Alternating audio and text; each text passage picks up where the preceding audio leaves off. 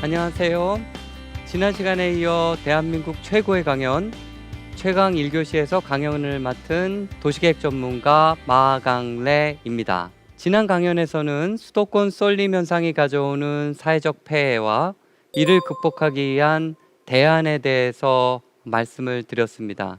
이번 강연에서는 우리나라의 거대 인구 집단인 베이비 부머에 대해 이야기를 할까 합니다. 베이비 부머의 상당수는 농촌을 떠나서 도시로 이동한 이들입니다.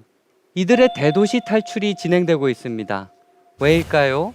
인생 이모작을 통해 행복한 삶을 꿈꾸고 있기 때문입니다. 그래서 오늘의 강연 주제는 베이비 부머의 인생 이모작입니다.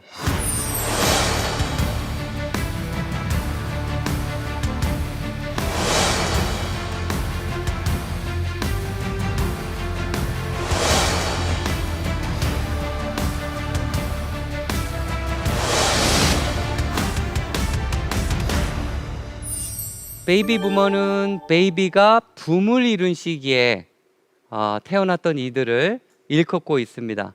보다 구체적으로는요, 2차 대전 이후 출산율이 급등했던 시기, 그 시기에 태어난 이들을 이야기하고 있습니다. 지금 그래프를 한번 보시면요, 일본에도 베이비 부머가 있고 영국과 미국에도 베이비 부머가 있습니다. 단 시기별로 어느 정도의 차이는 있죠. 또 일본, 영국, 미국 같은 경우에는 시작점이 거의 비슷한데 어떤 나라들은 좀 짧게 베이비 부머를 정의하고 있고요. 또 다른 나라들은 좀 길게 베이비 부머를 정의하고 있다라는 거. 보다 구체적으로 말씀드리면은 미국의 베이비 부머는 1946년부터 65년까지 19년 동안 태어난 무려 7,700만 명의 인구를 대상으로 하고 있습니다. 영국도 시기는 비슷합니다. 19년 동안 1,500만 명 정도의 베이비 부머가 태어났습니다. 일본은요, 단카이 세대, 덩어리 세대라고 불리는데요. 베이비 부머가요. 47년, 48년, 49년에 3년간 태어난 700만 정도의 인구를 베이비 부머로 칭하고 있습니다. 우리나라의 경우는 어떨까요? 한국전쟁이 끝난 후 1955년부터 1963년까지 9년 동안 태어난 인구를 베이비 부머로 칭하고 있고요. 이 인구의 규모는 700만 명이 조금 넘는다라고 일단은 말씀드릴 수 있을 것 같습니다. 하지만 이 그래프를 한번 볼까요? X축은 나이대를 나타내고 있고요. Y축 같은 경우에는 현존하는 인구를 보여주고 있습니다. 이렇게 종 모양으로 생겼죠. 우리나라 인구 구조를 보면요, 한국전쟁 이후에 쌍봉나타의 허리처럼 이렇게 두 번의 정점이 있었는데요. 한 번 정점은 1960년 정도에 있었고요. 실질적으로 58 개띠로 또 이렇게 명명되는 분들, 굉장히 많은 인구가 그 당시에 태어났죠. 다른 한 번은 1970년대 아니면 70년대 초반에 태어난 이들을 이야기하고 있습니다. 이 인구 덩어리를 다 합치게 되면은 전체 인구가 1650만 명 정도가 됩니다. 1650만 명은요, 기본적으로 대한민국 인구의 3분의 1 정도를 차지하고 있습니다. 이따가 자세히 말씀드리겠지만 이 3분의 1에 해당하는 인구가 은퇴가 깊숙하게 진행이 됐거나 아니면은 지금 시작점에 있다라는 것. 굉장히 사회 경제적 의미가 있는 계층이고요. 그렇다면 이 거대 인구 덩어리를 같이 봐야 되는데 저희가 1차 베이비 붐만 볼 수는 없다. 그래서 1차와 그 중간에 1, 2차 사이에 인구 감소 정책이 있었어요. 그래서 잠깐 들어간 부분, 그 다음에 2차 베이비 부머는 74년생까지 이어지는데요. 그래서 1955년생부터 1974년 20년의 기간에 태어난 이들이 굉장히 많고요. 그 수가. 그 다음에 이 많은 인구가 은퇴를 경험하고 있고요. 또 이게 미치는 우리 인구적인 측면에서 또 사회적인 측면에서 경제적인 측면에서 임팩트가 상당할 거다. 그래서 만약 그 임팩트가 상당하다면 이 두 집단 1차 베이비 부머와 2차 베이비 부머를 같이 붙여가지고 저희가 그 의미를 살펴보는 게 중요하지 않을까라는 생각을 가지고 있습니다. 이런 베이비 부머의 은퇴가 깊숙하게 진행이 되고 있고요. 저는 2차 베이비 부머입니다. 1971년생이고요. 2차 베이비 부머인데 저 친구들도 실제 지금 은퇴를 본격적으로 준비하고 있다라는 것. 그래서 은퇴 가속이 붙고 있다라는 거, 이 점 좀 강조드리고 싶은데요. 자, 이것과 관련해 가지고 우리가 통계청에서 얘기한 생애 주기 가설을 한번 좀 볼 필요가 있을 것 같습니다. 여기 이렇게 종 모양으로 이렇게 불룩 튀어난 것은요, 소득을 나타내고 있습니다. 노동소득. 노동소득을 보면요, X축은 나이거든요. 어렸을 때는 거의 소득이 없다가 한 20대부터 소득이 점점 증가하죠. 그 다음에 그 픽이 40대 초반입니다. 그리고 점점 줄어드는 양상으로 나타나고 있죠. 하지만 인간인 경우에는 어떤 나이 연령 계층이든 소비가 필요하겠죠. 그래서 소비에 관련된 선은 요 가운데 이렇게 좀 평평하게 나와 있는 선입니다. 그래서 이 노동소득과 이 소비를 두 개를 같이 동시에 고려한다면 어느 점이 적자 구간인지 연령대별로 한번 살펴볼 때요, 어떤 부분이 흑자 구간인지를 정확하게 좀 판별해낼 수 있는 것 같네요. 이 소득과 소비와의 상관관계 속에서 흑자 구간은 27세부터 59세, 그러니까 거의 60세에 가까운 기간 동안 흑자 구간이고요. 나머지 기간, 어렸을 때는 부모님의 서포트를 받아야 되고요. 오른쪽 적자 구간에서는 본인이 흑자 구간에서 벌어둔 돈으로 이렇게 스프레드 시키면서 써야 하는 그런 상황이다라는 것.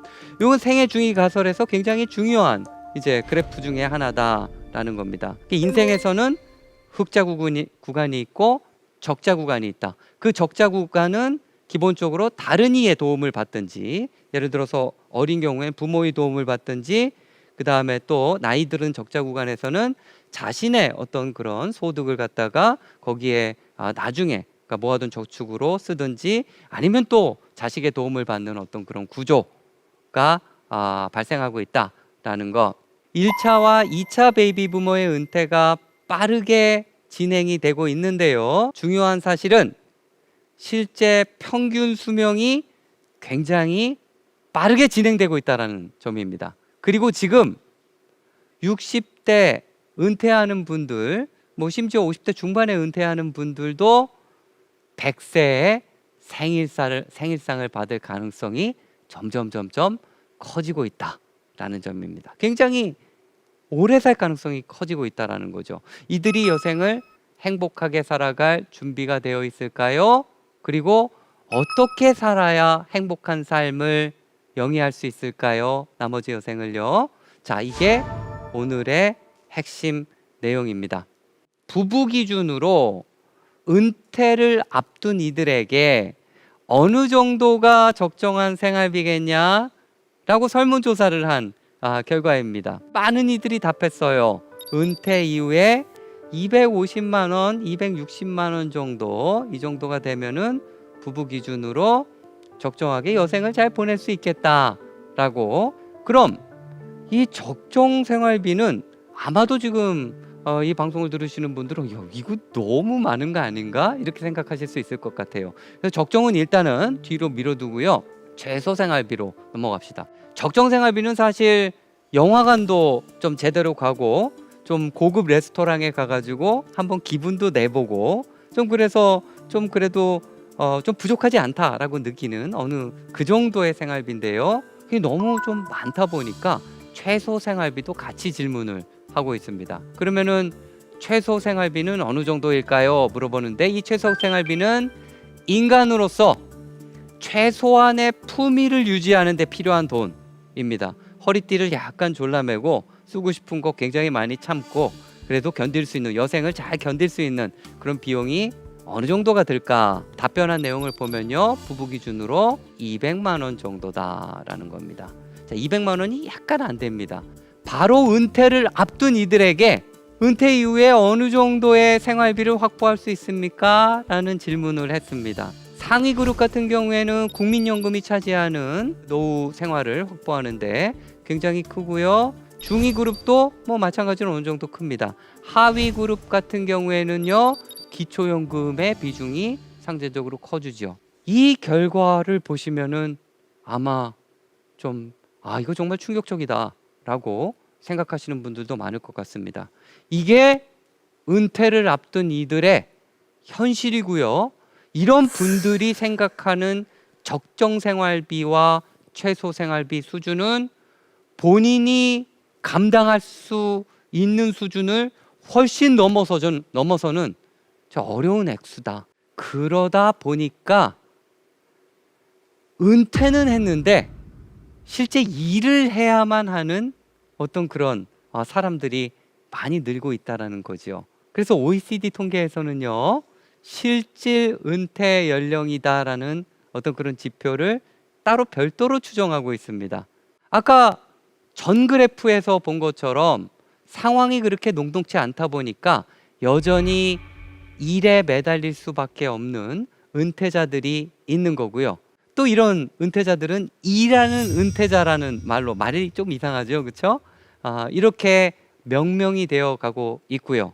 이 그림을 한번 보시면요, OECD 같은 경우에는요, 실질 은퇴 연령은 남성은 한 65세가 조금 넘는 수준, 여성은 한 63.5세 정도로 나타나고 있습니다. 우리나라의 경우에는요, 1990년까지 OECD랑 사실 그렇게 크게 차이가 없었다라고 볼 수가 있을 것 같은데요. 그 이후에는 이 실질 은퇴 연령이 굉장히 빠른 속도로 증가해 왔다라는 것, 그리고 최근 시점으로 오게 된다라면은 우리나라의 경우는 남녀 동일하게 대략적으로 73세가 실질 은퇴 연령으로 나타나고 있습니다. 이거는 OECD 통계 중에서 최고 높은 연령이다 라고 보시면 될 것 같습니다. 이런 상황에서 우리의 인구 구조는 전 세계에서 가장 빠른 속도로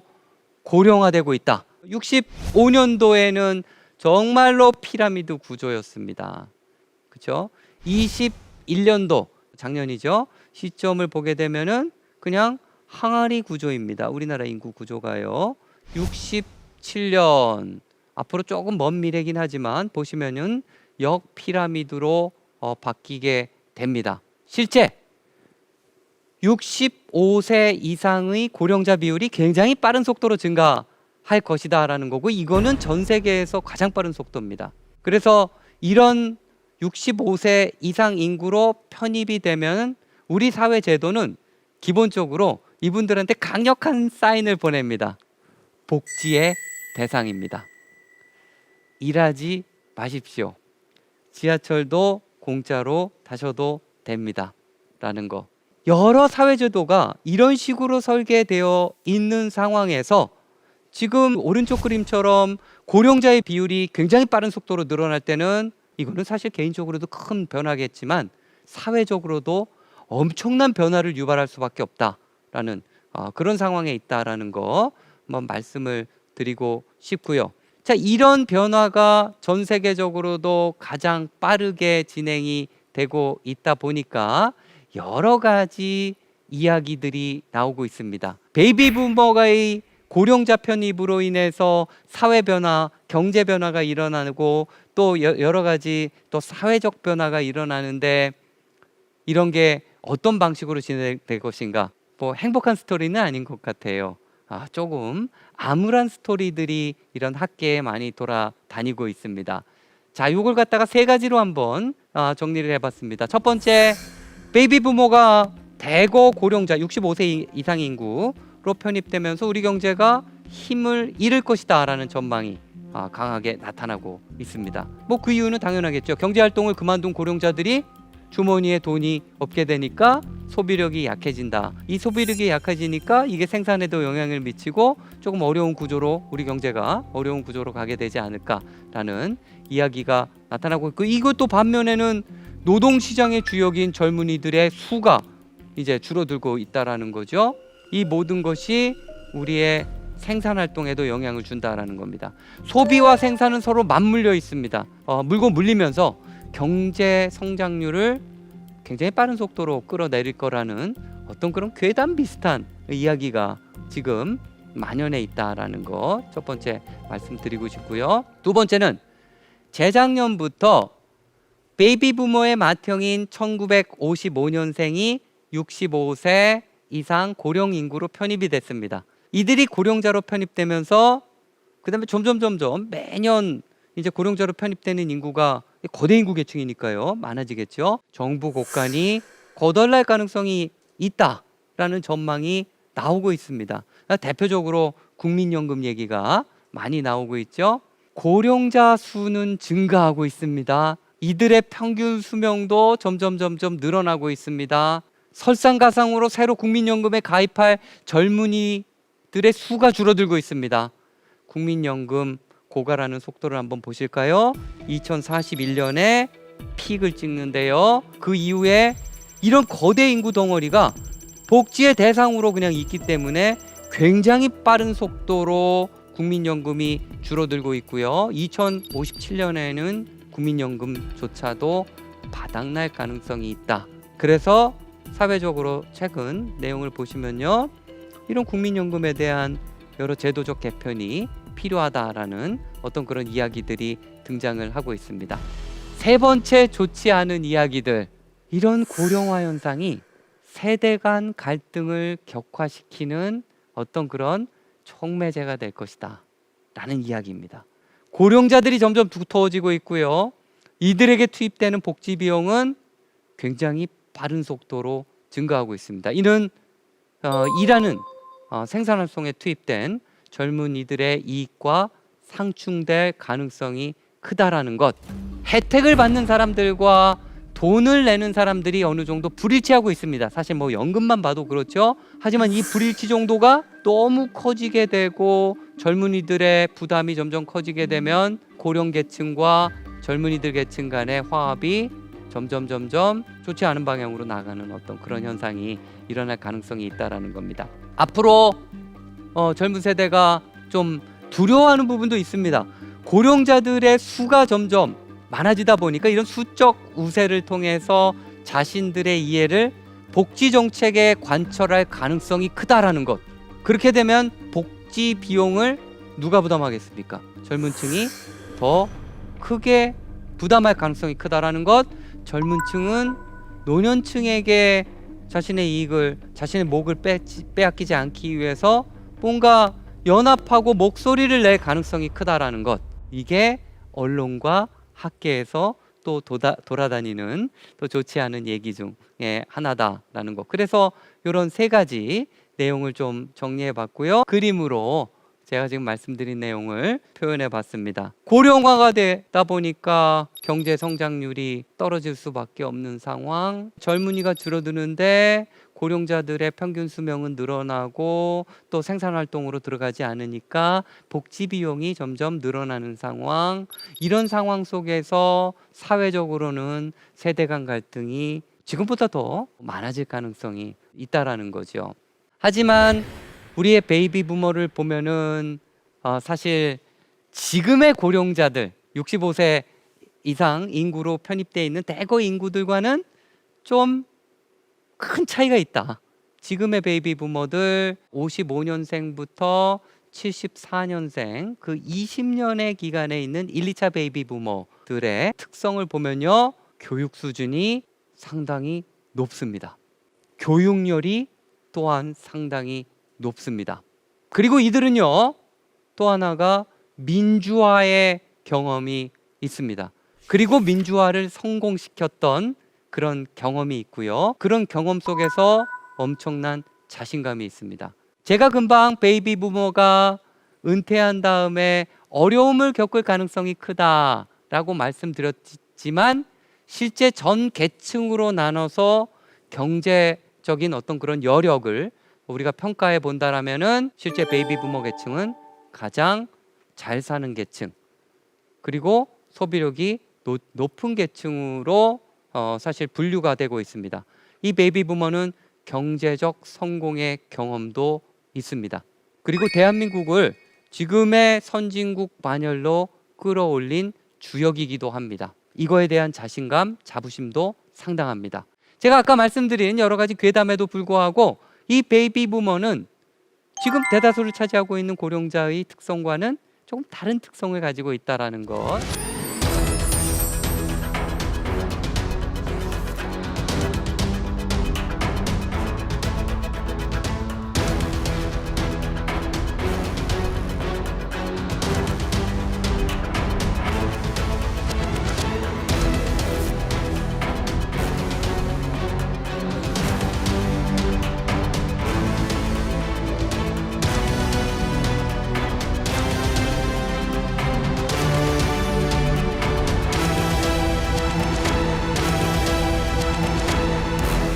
이런 베이비 부머가 사회제도적으로 지금 은퇴를 경험할 수밖에 없는 상황, 그리고 은퇴를 하면서 제2의 인생을 지금 꿈꾸고 있는 베이비 부머가 많다라는 것, 저는 그걸 인생 이모작이다라고 지금 표현을 하고 있고요. 그 베이비 부머들의 인생 이모작을 위한 가장 강력한 수단으로 많이 등장하는 게 도시 탈출입니다. 왜냐? 베이비 부머의 상당수가 사실 시골을 떠나서 도시로 일자리를 찾아서 도시로 이동한 이들입니다. 그리고 도시 속 생활에 적응을 하긴 했지만 과거 시골에 대한, 고향에 대한 향수를 굉장히 강하게 가지고 있습니다. 그리고 조금 더 지금은 이제 은퇴 이후에 다른 환경, 다른 삶, 그런 다른 환경에서 다른 삶을 꿈꾸고 있다는 것. 국토연구원의 설문조사를 보면요, 제가 지금 앞세대 베이비 부머다라고 표현을 했는데요, 1차 베이비 부머 55년생부터 63년생까지를 생각해 주시면 됩니다. 설문조사를 해보면요, 귀촌하고 싶다, 귀향하고 싶다, 일부는 귀농도 좀 하고 싶다 라는 어떤 그런 이주 의향을 밝힌 이들이 뭐 65%로 상당히 높다라는 거. 그 중에서 구체적인 이주 계획을 짐을 싸고 있는 분들이 14%로 나타나고 있습니다. 상당히 높은 비율이죠. 저는 이게 베이비 부머의 인생 이모작과 상당히 깊은 관련이 있지 않을까 생각을 하고 있습니다. 이 그림을 보는 방법은요, 한번 왼쪽 그림을 좀 소개를 해보겠습니다. 대구, 경북 중심으로 해서 인구 이동이 어떻게 일어나고 있는지를 보여주는 그림입니다. 이 그림을 해석하는 방법은요, 우리가 시계가 이렇게 시계 방향으로 이렇게 돌아가고 있죠, 그렇죠? 그래서 시계를 반을 딱 잘라서 왼쪽에서 이렇게 올라가는 그림은요, 유출 인구를 나타내고 있고요, 오른쪽으로 이렇게 꺾어지는 거는요, 그 지역을 중심으로 한 유입 인구를 나타내고 있습니다. 그 다음에 또 하나 보셔야 될 게 색깔입니다. 파란색과 가깝게 나타나면은 인구의 나이를 줄이는 방향, 그러니까 젊은 층이 더 많이 이동한다라는 거죠. 그거를 나타내고 있고요. 빨간색으로 더 강하게 나타난 경우에는 나이를 증가시키는 방향의 인구입니다. 고령자가 아니면 나이가 좀 더 많은 사람들이 더 많이 이동을 한다라고 볼 수가 있겠죠. 왼쪽 그림을 한번 보실까요? 대구 경북에서 인구가 유출되는 곳 정확히 보이지 않습니까? 수도권으로 인구가 굉장히 많이 빨려 들어가고 있다는 것. 그리고 색깔을 보시면 이게 파랗다 못해 실제 겹쳐져서 하얀색으로 나타날 정도로 그런 인구의 흐름이 나타나고 있다는 것 한번 보실 수가 있겠죠. 자, 근데 좀 다른 측면의 인구 이동이 또 나타나고 있습니다. 대구 경북 지역을 중심으로 한번 보시면요, 빨간색에 이렇게 좀 흩어져 있지만 대구 경북 지역으로 유입되는 인구의 흐름이 나타나고 있습니다. 그거는 아마도 베이비 부머의 인구 이동과 관련되지 않을까 생각을 하고 있는데요. 오른쪽 그림을 한번 보실까요? 이건 전국 단위입니다. 광역시 중심으로 수도권 인구 유입 현상이 굉장히 강하게 나타나고 있습니다. 그리고 전국적으로 나머지 지역에 우리 금급 지역이라든가 중소도시 지역을 중심으로 해서는 이런 빨간색의 인구 유입 흐름이 나타나고 있다. 좀 특별하죠. 제주도 같은 경우에는요, 청년 인구의 유입이 강하게 나타나고 있는 거 그냥 한번 참고해 주시면은 될 것 같습니다. 이 흐름이 진짜 어떻게 나타나고 있는지를 갖다가 한번 통계청 자료를 이용해서 분석을 해봤습니다. X축은 나이입니다. Y축은요, 순 이동자 수를 나타내고 있습니다.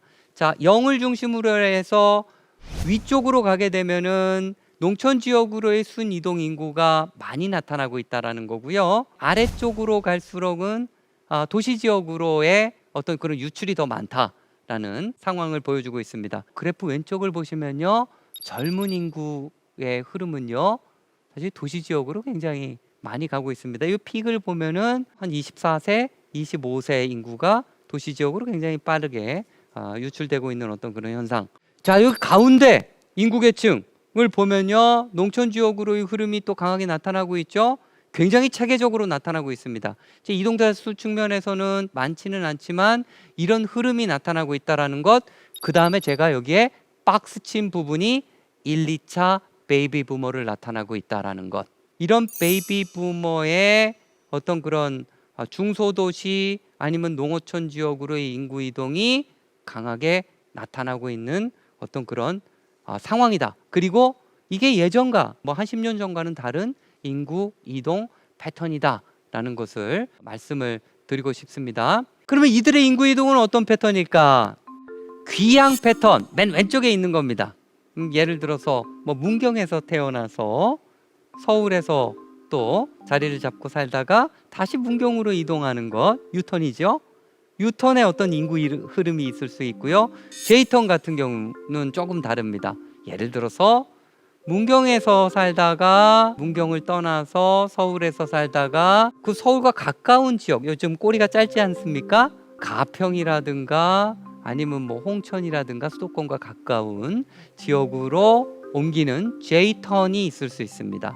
I턴은요, 비수도권 지방 출신이 아니에요. 그냥 대도시에 태어나고 대도시에 살던 사람들이 그냥 지방 중소도시라든가 농촌으로 그냥 바로 내려가는 U턴이 있고 J턴이 있고 I턴이 있습니다. 제가 여러 분석을 한 결과 이 세 가지 이동 유형이 굉장히 강하게 나타나고 있다는 겁니다. 그래서 요 점은 좀 염두를 해주시면 될 것 같고요. 그러면 왜 이런 UJ, I턴이 베이비 부머를 중심으로 강하게 나타나고 있을까? 첫 번째 도시 탈출은 정말 저는 저 시골 출신이었는데 도시에 와가지고 너무 지쳤다라는 겁니다. 그래서 이런 아주 각박한 도시적 환경을 벗어나는 수단이고, 또 귀향 귀촌 귀농을 하게 되면은 건강을 챙길 수 있다라는 것. 여기에는 육체적 건강뿐만 아니라 정서적인 건강도 포함되어 있는 개념이다라는 거. 둘째로 귀촌 귀농 귀향을 하게 되면은 뭔가 새로운 세팅에서 새로운 삶을 시작하고 싶다라는 것. 또 이런 것들을 통해서 새로운 경제 활동을 하고 또 여생을 가족이나 친구와 함께 또 보내기 위해서 또 귀향을 하는 어떤 그런 사람들도 또 많고요. 세 번째 이유로는 생활비가 감소되더라. 특히 주거 비용이 굉장히 크게 감소가 되더라라는 겁니다. 아까 50대 이상 중고령자가 얘기하는 적정 생활비 부부 기준으로 250만 원 정도라고 말씀을 드리지 않았습니까? 이거와 관련해서 생활비를 줄이기 위한 어떤 그런 그 목적으로 이런 귀향 귀촌 귀농을 고민을 하고 있고, 또 일부는 실행을 하고 있다라는 어떤 그런 말씀을 드릴 수 있을 것 같습니다. 저는 베이비 부머가 이렇게 은퇴 후에 다른 지역으로 이동을 한다거나 아니면 고향으로 이동하는 이런 현상, 행복을 위해서라고 보고 있습니다. 자, 외적 요인을 보면요, 인구사회학적 요인들도 있어요. 여기에는 뭐 연령도 행복감에 영향을 주고 성별도 영향을 줍니다. 남녀 차이가 또 발생하기도 합니다. 그다음에 교육 수준, 소득 수준, 이런 것들이 외적 요인으로 내 해피니스에 영향을 주기도 합니다. 내적 요인도 있어요. 개인의 기질도 있고 성격도 있고 인생을 바라보는 태도, 다른 사람을 바라보는 태도, 이거에 또 행복감이 영향을 받기도 하죠. 자존감도 영향을 주기도 하고요. 이런 행복 연구는 학계에서도 진짜 너무나 많이 진행이 됐어요. 그리고 통계적 검정 과정을 엄청나게 많이 거쳤어요. 행복에 가장 큰 영향을 주는 요인은 무엇일까요? 연구 결과 돈이었습니다. 제가 이 연구 결과를 보면서 이거 돈, 경제적인 거 이거 무시할 게 못 된다 라고 생각을 했어요. 그리고 우리나라 사람들을 위해서 한번 설문조사를 해보면 우리나라 사람들은 좀 뭐 한 3, 4년 전에 이런 설문조사이기도 하지만 빌 게이츠 회장이 가장 행복한 사람일 거다라고 꼽았던 적도 사실 있습니다. 하지만 이 그림을 볼까요? 돈은요, 소득 수준은요, 행복감에 지대한 영향을 미칩니다. 그래프의 왼쪽을 한번 보세요. 100만 원 소득을 받던 사람들이 조금 더 받게 되면 행복감이 굉장히 빠른 속도로 증가합니다. 근데요, 이건 지금 우리나라 자료입니다. 한 450에서 500만 원 정도를 넘어가게 되면은 기본적으로 행복감은 더 이상 반응하지 않아요. 실제 조사를 해보면 500만 원 가구와 500만 원 소득 가구와 1000만 원 가구 소득 차이는 그렇게 크지 않습니다. 그래서 소득이 행복에 미치는 영향에 관한 한 대한민국 많은 분들이 사실은 삼성의 이재용 씨와 별반 차이가 없다라고 생각할 수도 있을 것 같습니다. 하지만 여기에 시사점이 있습니다. 어느 정도 경제력이 확보가 되면은 그때부터는 보다 행복하기 위해서 포트폴리오를 잘 구성해야 된다라는 것, 또 다른 행복 요인을 찾아야 된다라는 것, 이거는 정말 중요한 어떤 그런 요인인 듯 합니다. 소득 말고도 사람을 행복하게 만들거나 불행하게 만드는 굉장히 중요한 요인이 또 한 가지 있습니다. 타인과의 관계, 다른 사람과의 관계가 어떤지 굉장히 중요합니다. 다른 사람과 소통을 하고 있는지, 다른 사람을 이해하고 있는지, 다른 사람으로부터 이해받고 있는지, 이거는 정말 중요한 행복 요인 중에 하나입니다. 외로운 사람은요, 절대 행복하지 않습니다. 그 다음에 또 다른 중요한 한 가지, 제가 돈도 갖고, 그렇죠? 다른 아주 그냥 아주 옆에 내 비밀을 다 털어놓고 지지받을 수 있는 어떤 그런 사람이 있고요. 그 다음에 학력 수준도 높고 뭐 다 가졌습니다. 다 가졌음에도 불구하고 이게 없으면은 그냥 행복감 도루묵 되는 거, 요인이 하나가 있습니다. 바로 건강입니다. 그래서 이 건강을 챙기는 것도 행복을 높이는 중요한 요인 중에 하나다라는 거. 자, 그래서 제가 두 번째 질문을 한번 드리겠습니다. 경제력, 사회적 관계, 그 다음에 건강 다 중요합니다. 그렇죠? 그래서 제가 한번 질문을 드려보면요, 아주 건강해요. 친구도 많아요. 근데 돈이 없어요. 그 다음에 두 번째, 건강하고 돈도 많은데 친구가 없는 사람. 돈도 많고 친구도 많은데 맨날 아픈 사람. 이 중에서 어떤 사람이 제일 불행할까요? 아니면 상대적으로 행복할까요? 결론은요, 모든 걸 다 갖춰야 됩니다. 행복하기 위해서는요. 이건 굉장히 중요합니다. 인간의 행복감을 위해서 이런 중요한 필수 요소는 다 갖춰야 된다라는 게 실질적으로 결론이고요. 다른 걸 다 갖춰도 뭐 하나가 결핍이 되면은 다른 게 다 소용이 없어져 버리는 어떤 그런 상황이기 때문에, 그래서 다시 베이비 부머로 이제 한번 돌아가 봅니다. 인간 행복의 3대 요소는 건강을 챙길 수 있는 거, 경제력을 어느 정도 확보할 수 있는 거, 이게 돈이 없어가지고 너무 궁색한 삶을 살지 않는 거, 그 다음에 어느 정도 같이 놀 친구가 있는 거, 그렇죠? 이거 굉장히 중요하다라는 겁니다. 하지만 우리의 비수도권은요, 경제적 기회, 의료 서비스의 기회, 문화시설의 기회 측면에서 수도권과 상당한 차이를 보이고 있다라는 겁니다. 베이비 부머가 은퇴를 하고 인생 이모작을 설계하고 싶고, 인생 이모작의 가장 중요한 수단으로서 도시 탈출을 고민을 하고 있는데, 지방은 이거에 대해서 어느 정도 준비가 좀 덜 돼 있다라는 거죠. 이거에 대한 지원 정책, 이거에 대한 적극적 정책이 필요하지 않을까라는 생각을 가지고 있고요. 베이비 부머가 대도시를 떠나고 싶지만 떠나지 못하는 이유, 이런 것들이 없기 때문에.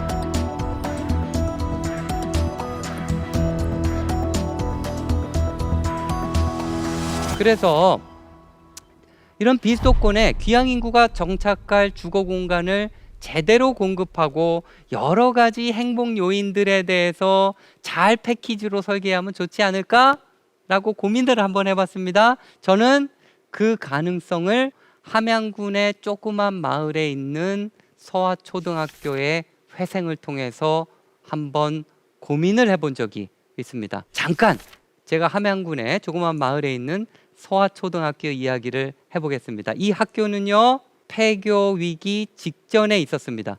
2019년에 학생 수가 14명이었어요. 근데 4명이 졸업하고 신입생이 없는 상황이었어요. 학년은 6학년이 있는데 10명밖에 없다라면 유지하기가 굉장히 힘들었겠죠. 그래서 학부모, 학교, 지역 주민들을 중심으로 학생 모심위원회라는 것을 조직을 하고요. 그 다음에 여러 가지 공공연구기관, 농촌경제연구원, 그 다음에 한국토지주택공사, 그 다음에 등등의 기관들과 협업해가지고 머리를 맞대고 어떻게 학교를 살릴 수 있는지에 대한 고민을 시작했습니다. 이 학교에는요, 아이를 학교에 입학시키면은 가족들에게 생활할 수 있는 집, 임대주택입니다. 줄 수 있다고 약속을 했습니다. 그리고 부모가 학생들을 데리고 오지 않겠습니까? 부모들에게는 일자리도 연결해 주겠다라고 지자체에서 또 약속을 했습니다.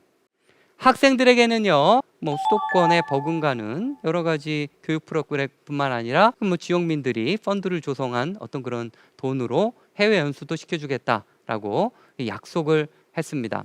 자, 이 그림을 보시면요, 바로 가장 중요한 주거와 관련된 겁니다. 초등학교 바로 앞에다가 임대주택 12호를 지었습니다. LH가 매입 임대주택 사업을 했고요. 25평 기준으로 월 임대료는 한 20만 원 정도고요. 18평 기준으로는 15만 원 정도 매월 임대료를 내면 됩니다. 그리고 여기에 입주한 사람들은 원하면 20년 동안 거주할 수 있습니다. 자, 이거는 공공이 개입했기 때문에 가능했던 모델이 아니었을까라는 생각을 가지고 있고요. 자, 여기에 입주민을 모집했습니다. 입주민이 여기에 지금 12호를 계획했는데 이거를 훨씬 초과해 버렸어요. 그래서 지자체에서는 주변에 빈집을 정비해 가지고 또 이런 학부모를 받아들이는 노력까지 했을 정도로 결과는 매우 성공적이었습니다. 서화초등학교에 전교생이 2배 아니면 3배 정도로 증가를 했고요. 또 이런 성공에 힘입어서 함양군에서는 국내 최고의 물류회사 단지를 유치를 했습니다. 그리고 유치함과 동시에 그 회사와 계약을 맺었습니다. 이 회사에 일하는 인원을 지역민을 우선적으로 고용하겠다라는 어떤 그런 계약 조건도 같이 달았습니다. 이 함양군의 사례는 주변 지역에 엄청난 희망을 줬습니다. 이 작은 학교 살리기 운동은 전국적으로 퍼져나갔고요. 아마도 포털 사이트를 검색을 해보시면은 함양군의 사례가 주변 지역에 어떤 영향을 줬는지에 대한 어떤 그런 이해를 하실 수 있을 것 같다라는 생각이 듭니다. 자, 그리고 이 주거단지 거의 타운하우스처럼 생긴 이런 주거단지 바로 옆에는 이런 카페 커뮤니티 공간을 만들었고요. 지역 주민들이 이 카페에서 서로 모이면서 하하호호 하면서 공동의 일을 만들어내고 공동의 놀이거리를 만들어내는 노력을 하고 있다라는 거 말씀을 드리고 싶습니다. 자, 정리하면요, 함양군의 모델은요, 사회적 교류가 활성화된 주거 플랫폼을 만들었고요. 생활의 소스인 학교와 일자리가 결합한 모델입니다. 자, 그래서 여기에 work, 일하고 live, 정주하고 play, 플레이는 학교도 플레이의 공간이 될 수도 있고요. 또 카페 같은 어떤 그런 인프라들을 같이 만들어 가지고 이거를 결합하는 플랫폼을 만들었다라는 겁니다. 그 여러 사람이 합심해서 만든 함양군의 서화초 모델이 저한테 굉장한 영감을 줬어요. 그래서 오늘 이 자리에서는 사실 주제가 베이비 부머이기 때문에 베이비 부머와 관련된 3자 결합 모델을 좀 제안을 하고 싶습니다. 자, 한번 보시면요, 베이비 부머가 중소도시 및 농어촌으로 귀향, 귀촌, 귀농을 한다든가 이런 식으로 해서 지역에 있는 중소기업과 같이 결합되는 모델. 베이비 부모 능력 있는 계층이 앞으로 뭐 조금 센 표현이긴 하지만 잉여화될 가능성이 큰 너무나 아까운 인재들이, 그렇죠? 중소도시 농어촌이 가진 자원이 엄청납니다. 어려워질 가능성이 있다라는 것, 우리나라 중소기업이 더 어려워지고 있지 않습니까? 이렇게 미래 시대의 약자가 될 어떤 그런 3자가 결합하게 된다라면 저는 대한민국을 재도약시키는 굉장히 큰 파급 효과를 낼 수 있지 않을까라는 생각을 가지고 있습니다. 이 3자 결합 모델은요, 베이비 부모가 지방에 귀향 귀촌을 해서 또 일자리와 결합하는 모델입니다. 이 일자리는 일주일 내내 일하는 게 아니라요, 2, 3일 정도 일하면서 아까 보여드리지 않았습니까? 여생을 사는데 부족한 자금, 부족한 생활비를 어느 정도 마련할 수 있는 100만 원에서 150만 원 정도 수준을 받으면서 나머지는 여가를 즐기고 또 일자리로 뭐 2, 3일 정도 가서 또 동료들과 같이 얘기도 하고 그 일을 통해 가지고 또 자기도 실현하는 어떤 그런 기회를 마련한다라면은 베이비 부모 행복감이 굉장히 커지지 않을까라고 생각을 하고 있는 거고요. 자, 여기에 조금 구체적인 정보를 담았습니다. 베이비 부모는요, 농어촌에 내려갈 때 주거, 의료, 교육과 관련된 여러 가지 지원을 받을 수가 있고요. 이건 지자체뿐만 아니라 중앙정부의 노력으로 중앙정부의 여러 가지 프로그램들이 있습니다. 가능한 어떤 모델이고요. 이렇게 된다면 지자체 측면에서는 세수가 증대되고 또 소비력이 높은 베이비 부모니까 지역 경제가 활성화되는 어떤 그런 효과를 갖습니다. 베이비 부모와 중소기업과의 관계는요, 중소기업은 안정적인 일자리를 제공할 수 있고요. 이 부분에 대해서 궁금하신 분들도 많을 겁니다. 지역에 가시게 되면은 실제 굉장히 튼실한 중소기업들이 많습니다. 그리고 저희가 인터뷰를 하다 보면은 아주 구인난에 아주 허덕이고 있는 그런 중소기업들도 있습니다. 그리고 그런 기업들이 일주일 내내 누구를 채용하겠다 이렇게 생각하지는 않습니다. 그래서 실질적으로 이런 중소기업이 베이비 부모한테 안정된 일자리를 제공할 수 있고요.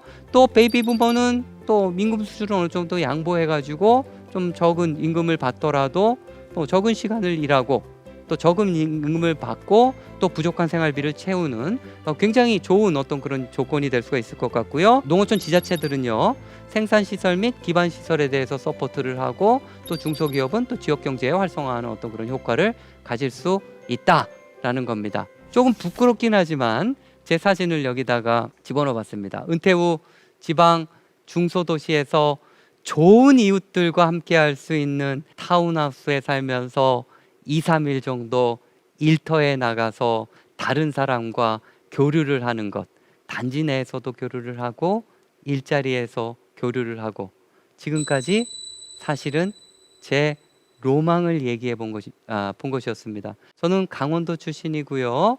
고향에 대한 기억이 너무나 선명하고요. 뭐 은퇴만 되면은 고향으로 내려가서 이런 삶을 살고 싶다라는 어떤 그런 생각을 가지고 있습니다. 최근에는 와이프도 이거에 동의를 해줬고요. 그래서 조금씩 이런 설계를 하는 게 저한테는 미래 설계를 하는 게 굉장히 큰 기쁨으로 작용을 하고 있다라는 거 말씀을 좀 드리고 싶네요. 그런데 주변 사람들이 많이 얘기를 합니다. 나이가 들면은 도시를 떠나지 말아야 되는 게 맞지 않아요? 몸도 아파질 거고 또 병원에 가깝게 있는 곳에 또 입지하는 게 좋고 또 떠나다 보면은 또 주변에 알던 사람들이랑 네트워크가 끊겨가지고 또 외로운 삶을 살지 않겠어요? 이렇게 조언해주는 이들이 많지요. 저는 그 내용도 굉장히 크게 공감한다라고 생각합니다. 하지만 이런 분들도 굉장히 많지만 피곤한 아주 경쟁적인 도시적 삶을 벗어나서 인생 이모작을 정말 자연이 좋은 곳, 공기가 좋은 곳, 그 다음에 따뜻한 인심을 경험할 수 있는 곳, 이런 곳에서 인생 이모작을 시작하고 싶어 하는 분들도 상당히 많다라는 겁니다. 그래서 그럼 이런 분들이 이동을 하게 된다라면은 우리 국토에는 또 어떤 효과가 있을까? 저는 또 공간 계획을 하는 사람이다 보니까 한번 좀 계산을 해봤어요. 유턴 그다음에 J턴, I턴 중에서 U턴만을 한번 고려해 본 겁니다. U턴 인구가 고향으로 내려갔을 때, 고향으로 내려간 인구죠. 어느 정도의 그런 인구 재배치 효과가 있을까라고 봤는데요. 수도권에 살고 있는 1, 2차 베이비 부머만 800만이 넘습니다. 이 중에 55%, 440만 정도가 지방에서 출생한 사람들이고요. 이런 분들의 상당수가 그 당시엔 또 농촌이었습니다. 농촌 출신입니다. 이분들이 농촌에 대한 상당한 그리움을 가지고 있습니다. 실제 제가 베이비 부머 인터뷰를 하다 보면은 눈물을 흘리시는 분들이 굉장히 많아요. 고향 생각을 하다 보면은. 그러니까 이분들은 마음이 굉장히 이제 있는 거죠. 이런 분들 중에서 440만, 전 수도권만 본 겁니다. 유턴만 본 겁니다. 10%만 움직여도 44만 정도의 베이비 부머가 이동하는 꼴이다라는 거고요. 30% 정도가 이동한다면 어마어마하겠죠. 지금 30% 오른쪽 그림에서 감소하는 인구, 수도권 감소하는 인구를 보면 사실 이 밑에를 뚫고 내려갈 정도로 많이 내려가 있습니다. 이렇게 베이비 부머는요, 지역 균형 발전에도 기여할 수 있을 뿐만 아니라 기본적으로 베이비 부머 스스로의 행복감을 늘리는데 또 굉장한 이런 귀한 귀촌 귀농이 도움을 줄 수 있다라는 거 좀 강조드리고 싶습니다. 베이비 부머의 상당수는 일자리를 쫓아서 시골을 떠나서 도시로 옮긴 이들입니다. 이들의 은퇴가 너무나 깊숙이 진행되었습니다. 그리고 대도시를 떠나서 베이비 부머들은 인생 이모작을 준비하고 있습니다. 뒷방으로 물러나기에 베이비 부머는 너무나 젊습니다. 묵혀두기 아까운 능력을 지니고 있기도 하고요. 이들의 행복한 삶은 인생 이모작을 어떻게 준비하는지에 따라 달려있다 해도 과언이 아닙니다. 베이비 부머의 이모작은 지속 가능한 대한민국을 만드는 토대가 될 것으로 확신합니다.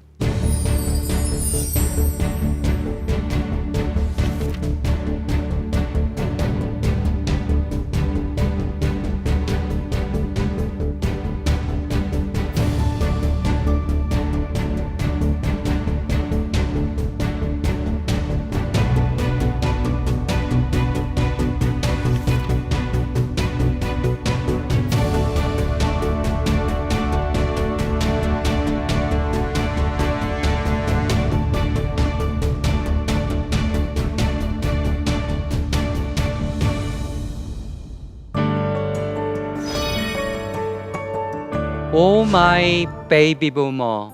베이비 부머의 맏형인 1955년생이 재작년인 2020년부터 65세 이상 고령자 인구로 편입이 되었습니다.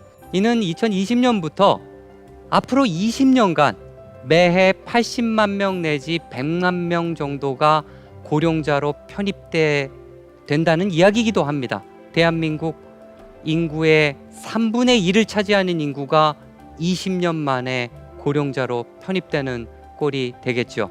우리 사회가 도시를 떠나길 원하는 베이비 부머의 인생 이모작을 지원한다면 청년과 베이비 부머 세대가 공생하고 수도권과 지방이 공생할 수 있습니다. 대한민국을 제도약하게 하는 이들은 베이비 부머입니다. 오 마이 베이비 부머라는 감탄사로 이들의 미래와 행복을 응원합니다.